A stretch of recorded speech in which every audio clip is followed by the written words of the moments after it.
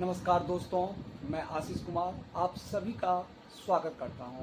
आज हम आवासीय एक्सीलेंट शिक्षण संस्थान आए हैं, जहां पे हम पढ़े थे। ये एक छात्रावास है।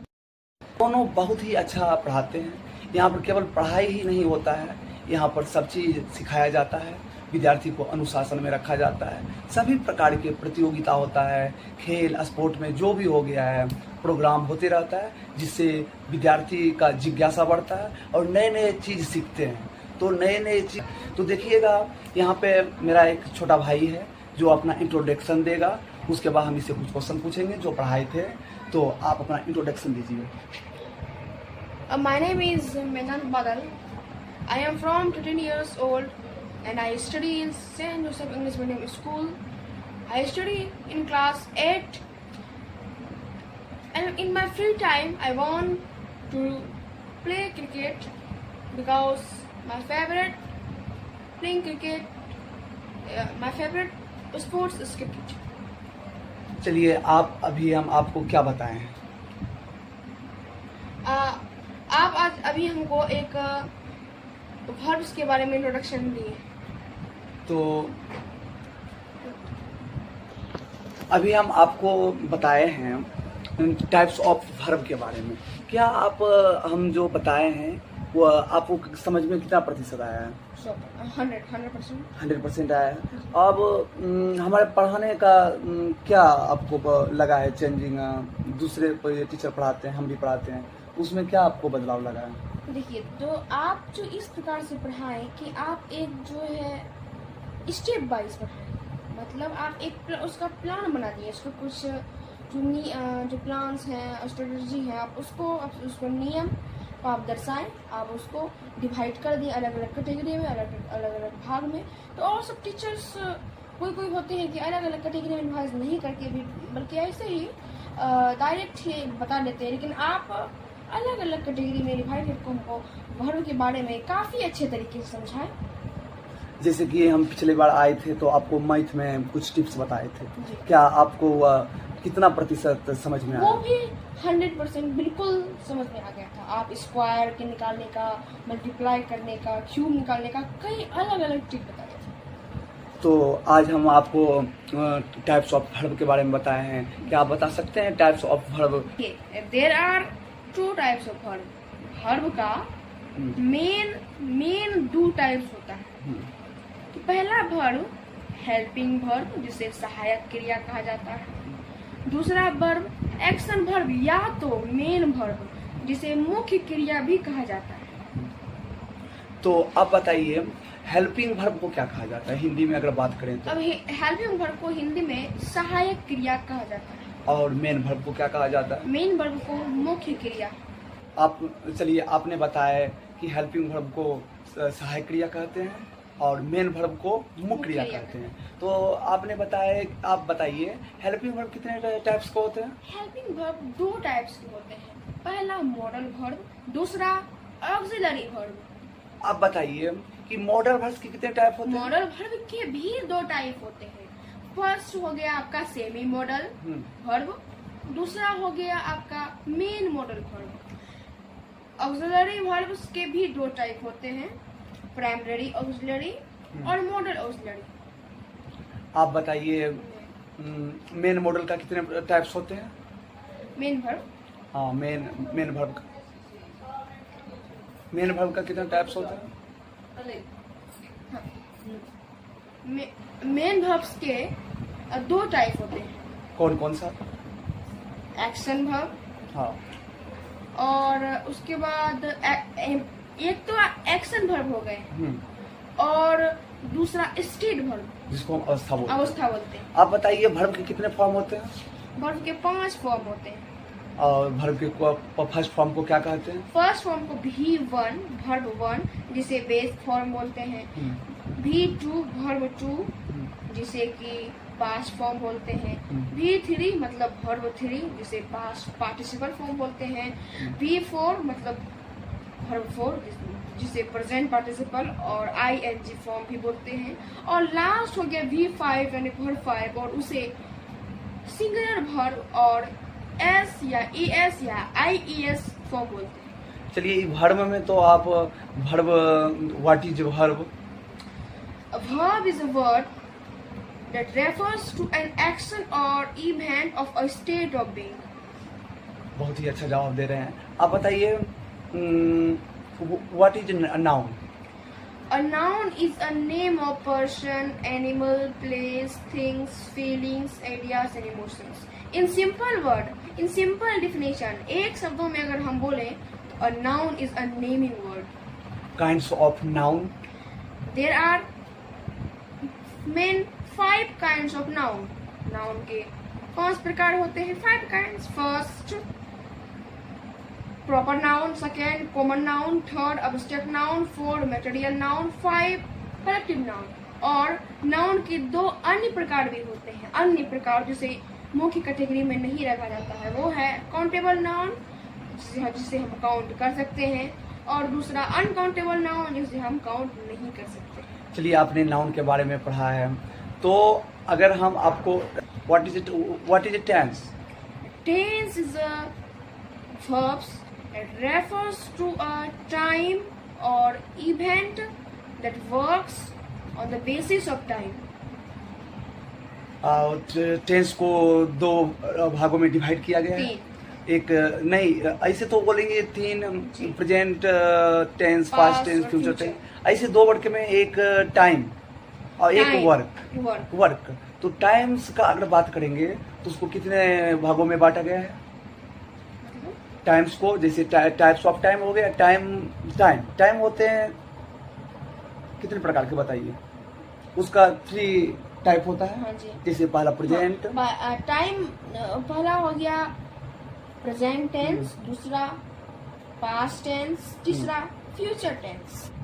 काइंड्स ऑफ वर्क, जैसे में आपने पढ़ा होगा, उसको फर्स्ट को बोलते हैं इंडिफिनिट, कंटिन्यूअस, जी हाँ। परफेक्ट। तो वर्क्स में हो गया, मतलब कि there are 4 types of works, simple present और सिंपल पास्ट और सिंपल फ्यूचर। या तो इसे हम प्रेजेंट इंडिफिनिट या पास्ट इंडिफिनिट या फ्यूचर इंडिफिनिट के नाम से भी जानते हैं, पहला। दूसरा कंटिन्यूअस टेंस, तीसरा परफेक्ट टेंस, चौथा परफेक्ट कंटिन्यूअस टेंस। चलिए बहुत ही अच्छा आप जवाब दिए हैं।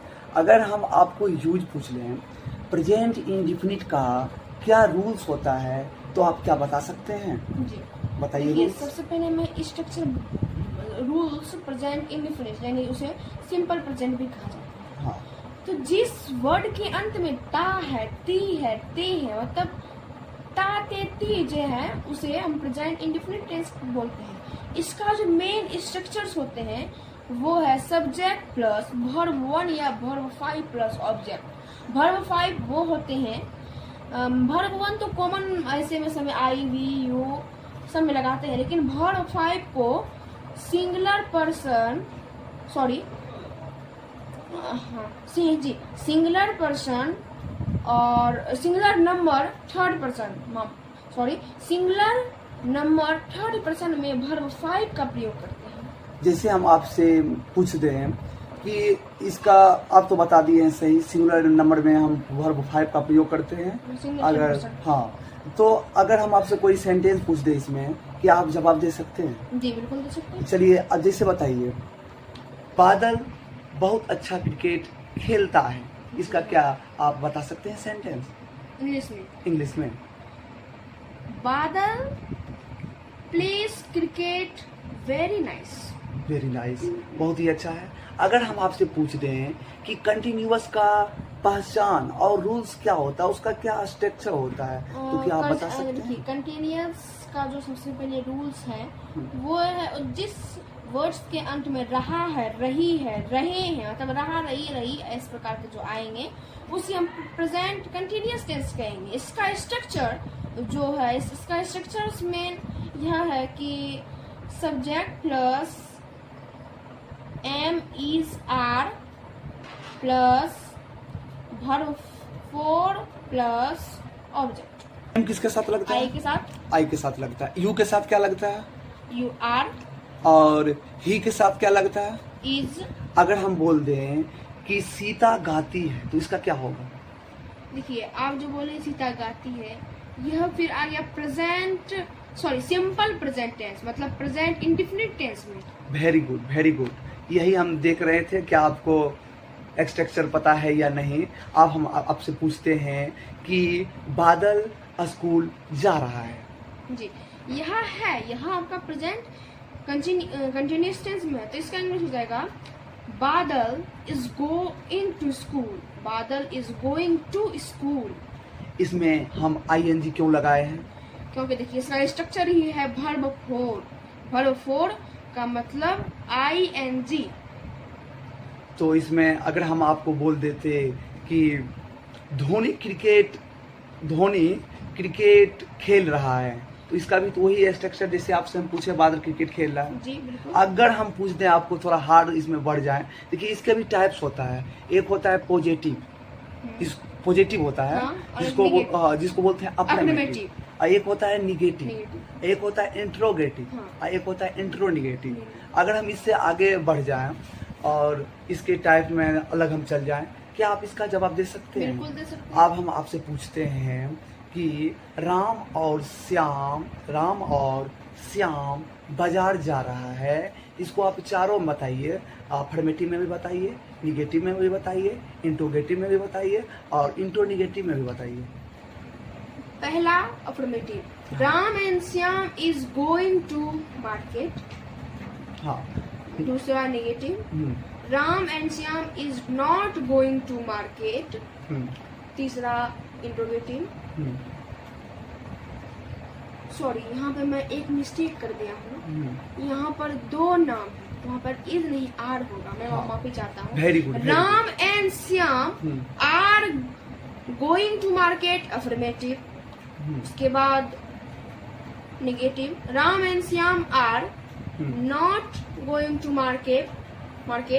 तीसरा interrogative, hmm, are Ram and Shyam going to market, hmm, question mark. हम्म।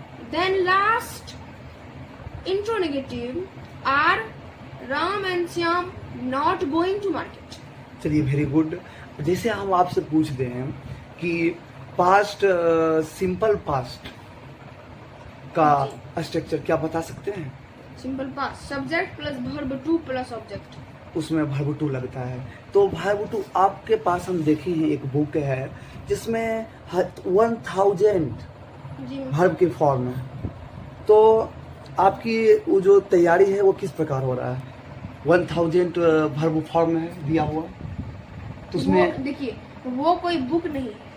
हाँ। वो मैंने एक जो मतलब इंटरनेट पर से मैं खोजा 1000 फॉर्म्स, 500 फॉर्म्स हैं, तब उसे मैं प्रिंट करवा लिया, जिससे मुझे पढ़ने में आसानी। क्योंकि देखिए अगर इंग्लिश बोलना है, इंग्लिश सीखना है, तो आपको टेंस और वर्ब्स पर ज़्यादा फोकस करनी पड़ेगी, जिसमें वर्ब फॉर्म का काफ़ी यूज होता है, इसीलिए मैं उसको परचेज किया।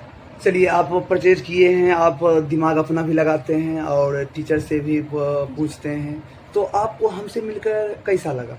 देखिए हमको आपसे मिलकर बहुत अच्छा लगा। आप बहुत अच्छा ट्रिक से बताते हैं, और आज वर्ब के बारे में इतना अच्छा पढ़ा कि मुझे एक बार में ही दिमाग में जो सीट कर दी। जैसे कि हम पिछला बार आए थे, तो पिछला बार आपको हम क्या बताए थे? पिछली बार आप हमको स्क्वायर, मल्टीप्लाई सबका ट्रिक बताए थे, अलजेब्रा सब हो गया, ये सब बताए थे। तो हमसे क्या आपको समझ में आता है पढ़ने में? कितना प्रतिशत आता है? 100%। हम पढ़ाए और आप पढ़ते हैं तो उसमें क्या चेंजिंग है? जैसे कि आप पढ़ाई कर रहे थे, हम भी आपको बताएं, तो उसमें कुछ आपको चेंजिंग दिखाई दिया? चेंजिंग आप जो पढ़ाते हैं एक स्ट्रेटेजी और प्लान के साथ पढ़ाते हैं। तो मतलब कि हम जो पढ़ते हैं, देखिए हम तो एक स्टूडेंट्स हैं, हम सेल्फ स्टडी अगर करेंगे स्कूल के बदौलत, तो देखिए हम तो अलग चीज पढ़ेंगे, हम अपने मन से मतलब कि अलग स्ट्रेटेजी। हमको तो आप बड़े हैं, आपके माइंड में कुछ और चलते हैं, तो हमको तो अलग चीज, मेरा तो पढ़ने का तरीका अलग ही होगा, जो उतना हाई लेवल का नहीं होगा। आप आज हमको आए और आप हमको हाई लेवल में स्ट्रेटेजी, बड़ा को शॉर्ट में करने का ट्रिक बता दिए। चलिए, तो आज कितना तारीख है? आज 13 तारीख है, 13 13 अगस्त है। तो 15 अगस्त आने वाला है जी। 2 दिन में। तो 15 अगस्त की किस प्रकार तैयारी हो रहा है? हमें उसके लिए बहुत अच्छी तैयारी स्कूल में और यहाँ पर भी काफ़ी अच्छी तैयारी हो जा रही है। क्रिकेट का महासंग्राम भी है और कई प्रकार की अन्य प्रतियोगिता भी हैं। क्या आपको लगता है कि कोचिंग टीम और हॉस्टल टीम में कौन जीत सकता है? मैं डायरेक्टली नहीं कह सकता हूँ कि कौन जीत सकता है। हाँ, ये इस बात पर निर्भर करती है कि आप किस प्रकार से मैच खेलते हैं। अगर आप सही ढंग से नम्रतापूर्वक अनुशासन के साथ मैच खेलें तो जो टीम खेले वो जीत सकती है। देखिए, अनुशासन के साथ दोनों टीम खेलती है, सही सा नम्रतापूर्वक दोनों टीम खेलती है। यह बात निर्भर करती है खिलाड़ी प्लेयर किस प्रकार से खेलते हैं, किस प्रकार से बॉलर बैट्समैन का विकेट लेते हैं, किस प्रकार से, वो आप तो हम फाइनल में ही आपको आगे की वीडियो में बताएंगे फाइनल में। जैसे मैं आप 15 अगस्त की तैयारी पूरा किए होंगे जी, उसमें आप इस बार क्या चीज में पार्टिसिपेट हुए हैं? मैं भाषण में लिया हूँ। भाषण में हुए हैं। तो इंग्लिश, हिंदी हिंदी की इंग्लिश, हिंदी हिंदी। क्या आप हुए? तैयारी आपका तो हुआ होगा, बिल्कुल। क्या हमें आप सुना सकते हैं? बिल्कुल सुना सकते हैं। चलिए सुनाइए। परम आदरणीय सभापति महोदय, संस्था के निदेशक, संचालक एवं सह निदेशक महोदय, आगंतुक अतिथिगण व हमारे सहपाठी, हम सभी को ज्ञात है कि आज हम लोग स्वतंत्रता दिवस की 79वीं वर्षगांठ यानी 80वां स्वतंत्रता दिवस इस तिरंगे के नीचे स्वतंत्र व निर्भीक होकर खुशियां मना रहे हैं। हमें पता होना चाहिए यह आज़ादी हमें काफी संघर्षों के बाद मिली है।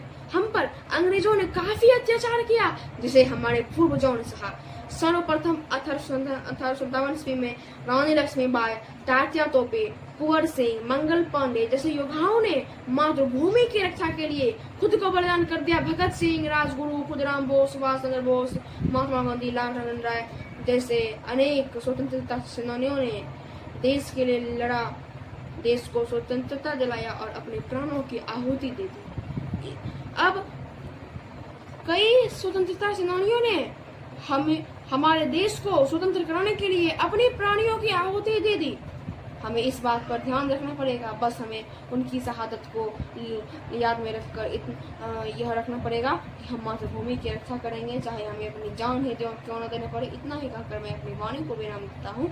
जय हिंद, जय भारत। बहुत ही अच्छा आपने यह वो भाषण दिया है, क्योंकि देश के सभी वीरों ने अपना बलिदान देकर भारत को आज़ाद करवाया है, भारत को स्वतंत्रता दिलवाया है।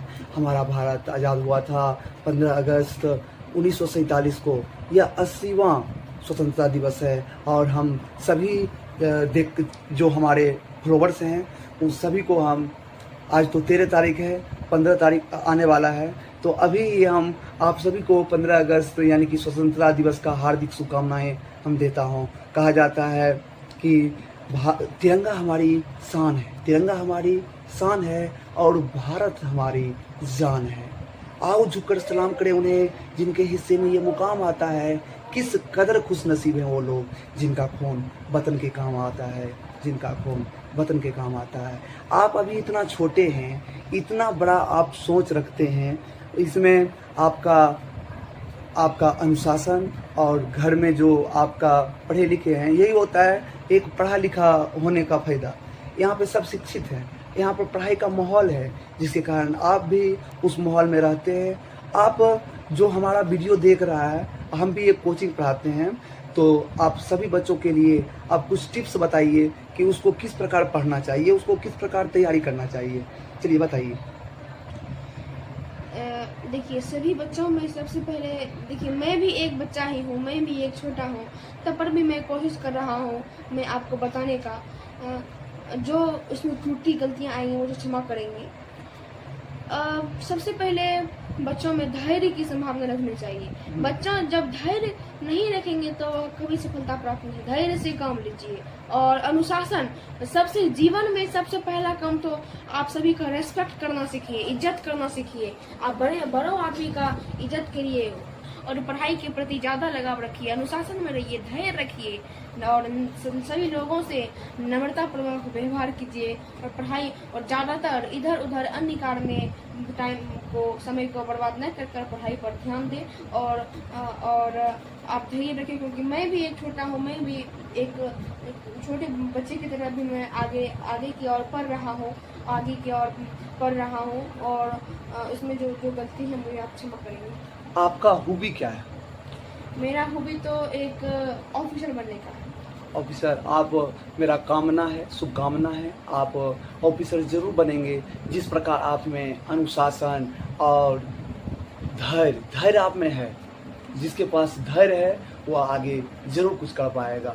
अब देखिए यहाँ पे सबसे बड़ा समस्या भारत में उत्पन्न हो रहा है। सबसे पहले जनसंख्या तो बढ़ ही रहा है, क्योंकि वर्तमान समय में अभी भारत 1 नंबर पर है। जी बिल्कुल। और यह जो आप देखते हैं हरे पेड़ पौधे जो हैं उसको अत्यधिक लोग कटाई कर रहा है और प्रदूषण फैला रहा है। पानी का बहुत ही अत्यधिक यूज कर रहा है। पानी का प्रतिशत भी कम है, हम जानते हैं 2.5 से 3% है।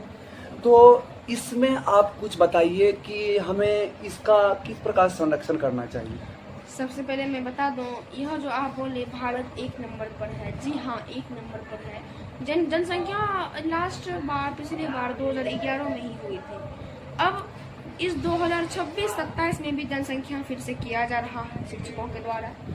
अब रही बात पेड़ों की कटाई, देखिए जिस आज हम पलंग पर बैठे हैं, जिस आज हम चौकी पर बैठे हैं, जिस हम ड्रेसिंग जो है हमको उस पर देते हैं, जिस हम डाइनिंग टेबल पर खाते हैं, सभी पेड़ों पर है। पेड़ का कटाई मतलब जनसंख्या बढ़ा, पेड़ को काटे, वहाँ घर बनाए और वहाँ से पेड़ काटा मतलब ऑक्सीजन की थोड़ी सी कमी।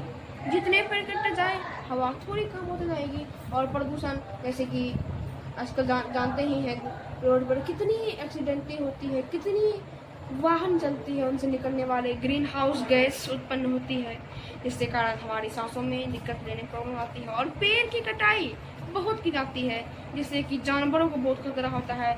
जो बेचारे जानवर से वो जंगल में रहते हैं, वो भाग जाते हैं, उसे मार दिया जाता है। लेकिन ऐसा नहीं करना चाहिए हमें। लेकिन हम अपना शौक के लिए लेकिन हम अपना जी, तो पेड़ों की कटाई जानवरों को दिक्कत होती है। हम पेड़ को काटते हैं, इससे प्रदूषण बढ़ता है। देखिए पेड़ों की कटाई हम अपने शौक के लिए करते हैं। हमें शौक है ना कि हम जबरदस्ती काटते हैं। तो मैं यही कहना चाहूँगा कि आप पेड़ों की कटाई पर रोक लगाएं। जैसे कि आप देखिए, आप सुने होंगे ग्लोबल वार्मिंग के बारे में। जी। प्रत्येक वर्ष 1 डिग्री सेल्सियस तापमान बढ़ रहा है। तो उससे क्या हो रहा है, या बारिश में भी प्रभाव हो रहा है। जी बिल्कुल। क्योंकि पेड़ काटेंगे तो वर्षा की में कमी आ जाता है और इससे होता है क्या, ऑक्सीजन की कमी हो रहा है और कार्बन डाइऑक्साइड का वृद्धि हो रहा है। ऐसे चलते रहे तो पृथ्वी का वातावरण नष्ट भी हो सकता है। और हम सब पानी का बहुत ही प्रदूषण करते हैं। हम सब पानी का, जिसे हम मानते हैं गंगा माता को हम पूजते हैं, कि पानी को लोग अशुद्ध कर देता है, यानी कि उसमें मिलावट कर देता है। जैसे फैक्ट्री हो गया, कचरा हो गया, वो सभी फेंक देता है। तो इस पर हमें क्या ध्यान देना चाहिए? देखिए आप जितनी बात पूछिए, मैं यह एक अपनी पिछले क्लास में एक इसका चैप्टर ही था हिंदी में, प्रदूषण। आप जो पूछे मैं बता देता हूँ कि ग्लोबल वार्मिंग बहुत हो रहा है इस समय। देखिए पानी, जल ही जीवन है। कहा जाता है कि जल के बिना हमारा जीवन नहीं बीत सकता। जल ही जीवन है, क्योंकि जब अगर हम खाना नहीं खाएंगे कुछ दिन, लेकिन पानी हम पी के रह सकते हैं। आप कोई भी कितना बोलता है, उन्हें पानी प्यास लग जाती है। तो जल ही हमारी जीवन है। हम कपड़ा धोते हैं, नहाते हैं, एसी कूलर में जल का प्रयोग करते हैं, खाना बनाने में, पीने में, कई में जल का प्रयोग किया जाता है। देखिए हमारे दैनिक जीवन में जल तो बहुत महत्वपूर्ण है, क्योंकि जल का अर्थ ही है जीवन। जल का अर्थ ही है जीवन। तो हम आपसे क्वेश्चन किए हैं कि इसको हम किस प्रकार बचा सकते हैं, संरक्षित कर सकते हैं, क्योंकि मीठे पानी का प्रतिशत बहुत कम है। ऐसे तो पृथ्वी पर 71% जल है, जल है। लेकिन वो खारा पानी है। वो क्या है? खारा खारा पानी है, मेरे यूज के लिए नहीं है। तो ये मीठे पानी का हम संरक्षण किस प्रकार कर सकते हैं? फैक्ट्री से जो कई प्रकार के रसायन, जहरीले रसायन, केमिकल होते हैं, ज़्यादातर फैक्ट्री गंगा किनारे, नदी किनारे होते ही हैं, जाते ही हैं ज़्यादातर।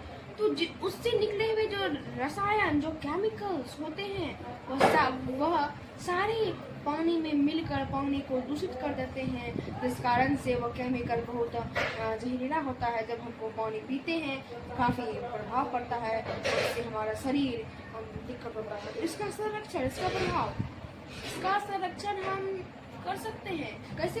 पहला हम पॉइंट वाइज बताना चाहूँगा। पहला पॉइंट यह है कि फैक्ट्रियों से जो केमिकल निकलते हैं उन्हें हम जल में नहीं बहाएं, उसे हम जल में नहीं बहाएं, पहला पॉइंट। दूसरा पॉइंट, जल का बर्बादी ना करें।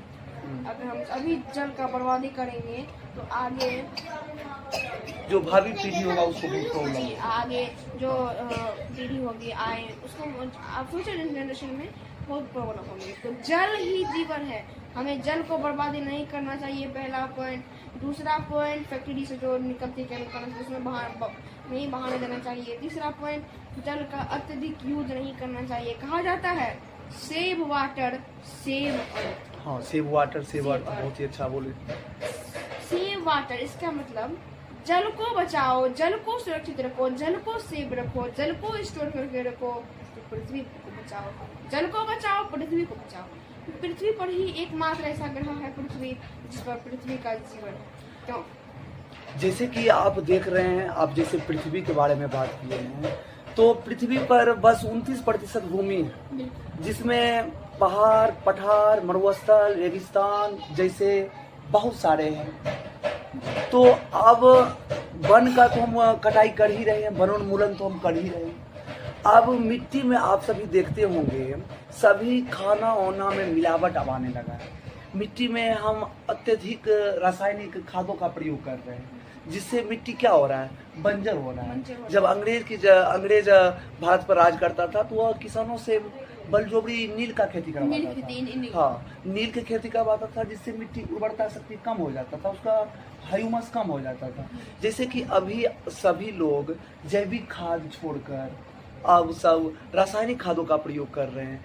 इस पर आपका क्या विचार है? इस पर मेरा यह विचार है, देखिए आजकल जो फैक्ट्री कई प्रकार के खाद्य उर्वरक बनकर खेतों में केमिकल बनकर खेतों में छीटे जाते हैं।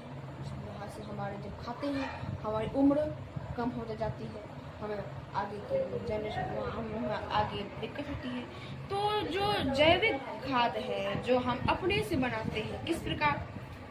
तो सबसे पहले एक जगह हम गाछ से गिरा हुआ पत्ती, फूल, जो हम कुछ अन्य एक्स्ट्रा सामग्री जो कचरे वगैरह होते हैं घरेलू, उनको डाल के जैविक खाद बना के अगर हम खेतों में डालें तो यह हमारा शुद्ध ही फल, शुद्ध ही सब्जी, शुद्ध ही फल सब्जी हमारा बनेगा। हाँ। जिसको खाने से हमारे शरीर में हमारा शरीर बहुत ही अच्छा रहेगा और हमारा उम्र भी बढ़ जाएगी। चलिए, थैंक यू, आपको हम धन्यवाद देते हैं। आपने हमारे सभी सवालों का बहुत ही अच्छा से जवाब दिए हैं, क्योंकि कहा भी जाता है रख हौसला वह मंजर आएगा, प्यासे के पास चलकर समंदर आएगा। थक कर ना बैठ ए मंजिल के मुसाफिर, मंजिल भी मिलेगा और मंजिल मिलने का मज़ा भी आएगा, मंजिल मिलने का मज़ा भी आएगा। जैसे कि अभी आप बच्चे हैं, अभी बच्चे होते हुए भी आप इतना बड़ा आदमी इतना बारे में सोच नहीं सकता है। अब इतना छोटा बच्चा होकर इतना बारे में सोच रहे हैं, या आप सही में देश का भविष्य है और देश के लिए आप बहुत ही अच्छा करेंगे। कहा भी जाता है, देखिए बचपन का एक ऐसा पल होता है कि वह पल अभी भी हमको याद आता है कि अभी के